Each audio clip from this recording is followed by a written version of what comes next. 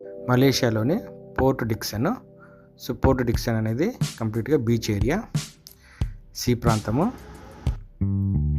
ఇక్కడికి వెళ్ళాలంటే మనకు కౌలాలంపూర్ కేఎల్ సెంటర్ నుంచి కేటీఎం ట్రైన్స్, కమ్యూటర్ ట్రైన్స్ అంటారు.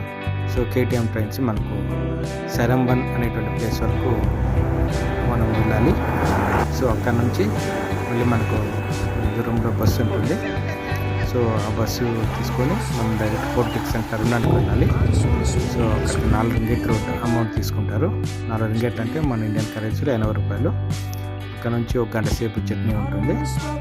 డైరెక్ట్గా పోర్ట్ డిక్సన్ బీచ్ ఏరియా దగ్గర మనం దిగచ్చు. సో అక్కడ దిగేసేసి మనం బీచ్ అంతా కూడాను మనం ఈవినింగ్ అంతా కూడాను బాగా చూడాలి, ప్రదేశాలన్నింటి చూడవచ్చు, బీచ్ ఏరియా అంతా కూడాను. సో అక్కడే మనకు పింక్ బీచ్ అనేది కూడా ఒక మాన్యువల్గా తయారు చేసి ఉంటారు. సో కంప్లీట్ ఇసుక అంతా కూడా పింక్ కలర్లో ఉంటుంది. కొంత భాగము పింక్ బీచ్గా తయారు చేసి సో ఎంటర్టైన్మెంట్ కోసము అక్కడ ప్రిపేర్ చేసి ఉంటారు. సో మనం చూసుకోవచ్చు. అలానే అక్కడ మనం స్టే చేయాలంటే ఈ బీచ్ ఏరియా దగ్గరలోనే మనకు హోటల్స్ అనేవి ఉంటుంది.